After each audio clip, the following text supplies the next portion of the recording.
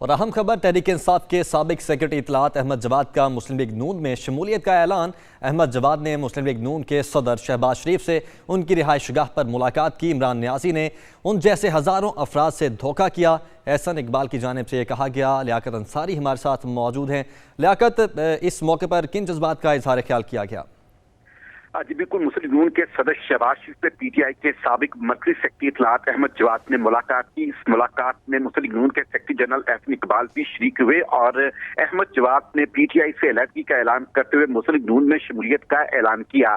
بنیادی طور پر احمد جواد جو ہیں گزشتہ کئی ہفتوں سے بلکہ کئی مہینوں سے پی ٹی آئی پر کڑی تنقید کر رہے تھے اور اس حوالے سے جو ہے وہ پی ٹی آئی کی قیادت کو حلف تنقید بھی بنا رہے تھے، ان کی پالیسیوں کو اور اپنے ایام میں جو وعدے تھے ان کو جو پورے نہ ہونے پر وہ تنقید کر رہے تھے۔